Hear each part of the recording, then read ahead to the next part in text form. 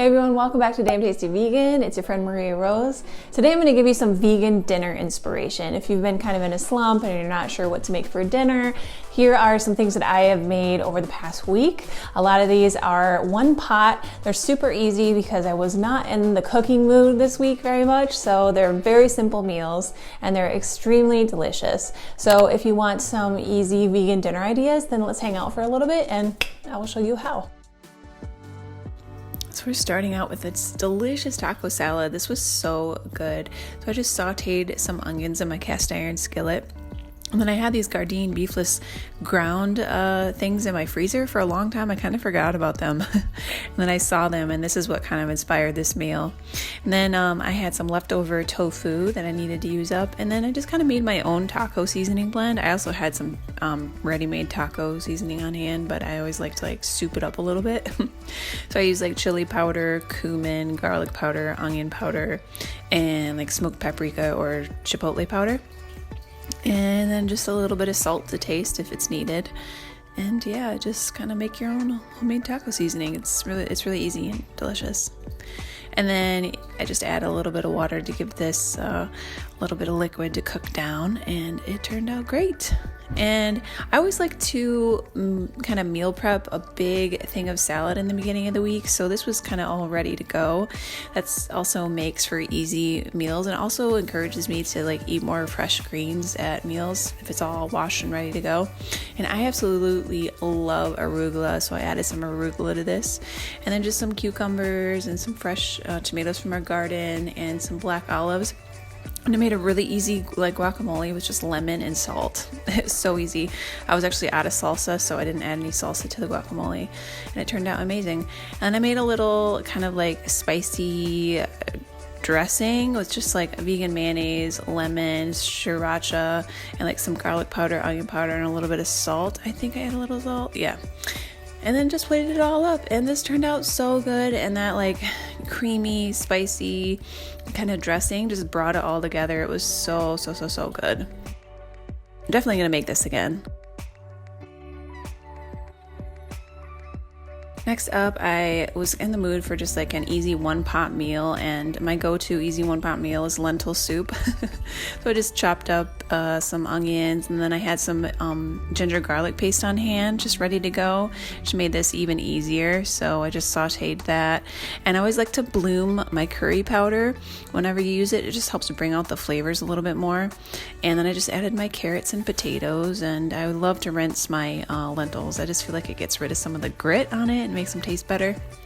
And I just covered it with some water, and I always love adding miso to soup broth, so it just adds this nice depth of flavor to it. And of course I added some veggie bouillon.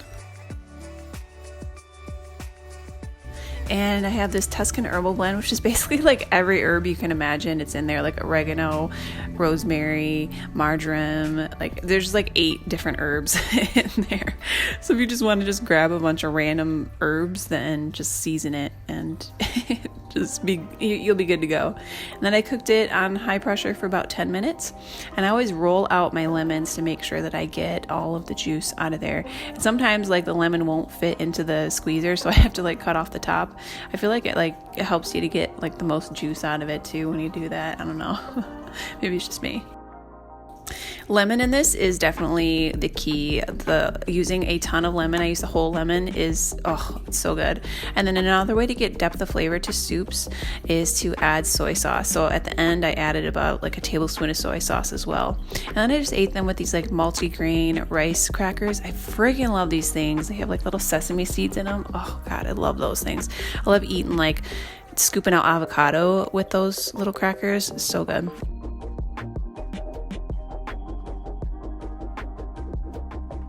And then I was feeling really lazy this day, so I just kind of steamed some of these vegan tamales. They're just black bean tamales, and this was just a super easy meal. I just steamed a bunch of stuff. like I said, so I steamed the tamales, and then I steamed some broccoli and put a little bit of Daya cheese on top, and I actually had some salsa by this point in the week, and so I topped that off with some salsa and ate it with a nice creamy ripe avocado. It was so good and such an easy quick meal. This took me maybe like 10-15 minutes to whip together, so it's nice to have those like frozen foods on hand for days like that.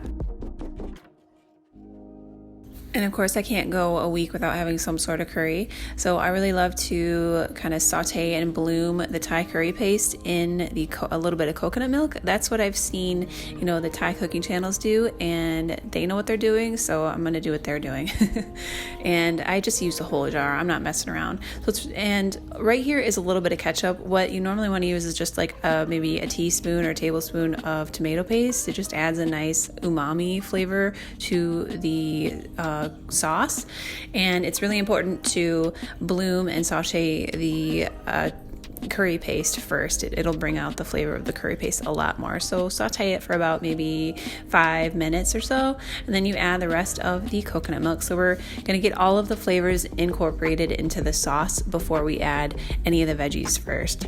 And then you add about a cup of water, and then 2 tablespoons of white cane sugar. Yes, that is why Thai food from restaurants tastes so good.